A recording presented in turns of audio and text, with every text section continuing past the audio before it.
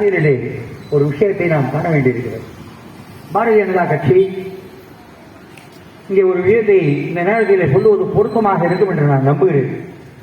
தமிழ்நாட்டில் ஒரு பக்கம் திமுக மாநில அரசாங்கம் ஒன்றிய அரசுக்கு எதிராக சில முயற்சிகள் எடுக்கிறது, மறுக்க முடியாது, வரவேற்கத்தக்கவை, அப்படி கூட சொல்லலாம்.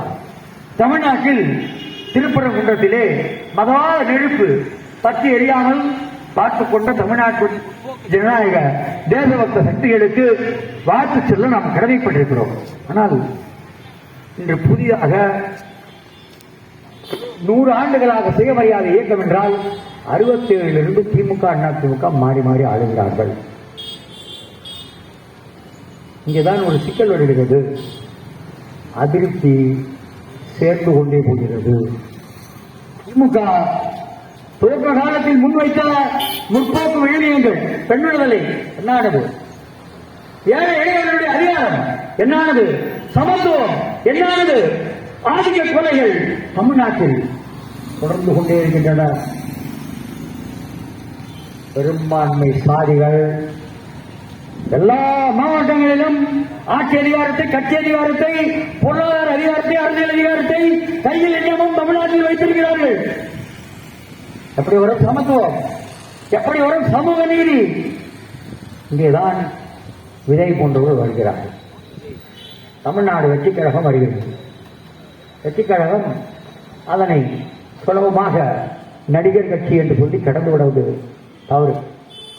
வெற்றிக் கழகத்தை ஆதரிப்பவர்கள் எல்லாம் ரசிகர் கூட்டம், விசிலடிச்சான் குஞ்சுகள் என்று பேசுவது தவறு என்று நான் கருதுகிறேன். ஆனால் வெற்றிக் கழகம் யோசிக்க வேண்டிய ஒரு விஷயம் இருக்கிறது. வெற்றிக் கழகத்தை பற்றி யோசிப்பதற்கு விஷயம் இருக்கிறது. இரண்டும் சொல்லுகிறேன் நான். என்னவென்றால், பாரதிய ஜனதா கட்சியினுடைய ஆபத்தை பற்றி விஜய் பேச தவறுகிறார்.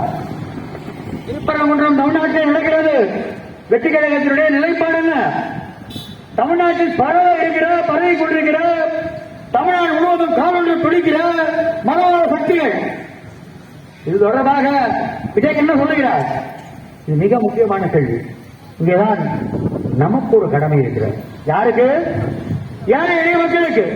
மொழி காப்பாற்றப்பட வேண்டும். யார் காப்பாற்றுவார்கள்? பணக்காரன் காப்பாற்றுவானா? அவனுக்கு வசதிப்பட்டால் ஹிந்தி பேசுவான், அவனுக்கு வசதிப்பட்டால் ஆங்கிலம் பேசுவான். உழைக்கிற மக்களால் தான் தமிழ் மொழி காப்பாற்றப்படும். அந்தந்த மாநிலங்களே மொழிவாரியாக பிரிந்திருக்கிற இந்தியாவில் அந்தந்த மாநிலங்களில் இருக்கிற உழைக்கும் மக்கள் மூலமாக தான் அந்த மாநிலங்களில் பேசப்படுகிற மொழி காப்பாற்றப்படும். மக்களை யார் காப்பாது? மக்களை மக்கள் தான் காப்பாற்றப்படும். மக்களை போராடுகிற செங்கொடி வழி நடத்த வேண்டும். இதுதான் தமிழ்நாட்டில் பரப்பப்பட வேண்டிய செய்தி. ஞான சம்பந்தர் ஞானப்பால் குடித்த சீர்காழி, சிவபுராணம் தெரிந்தவர்கள் சீர்காழியில் இருப்பவர்கள்.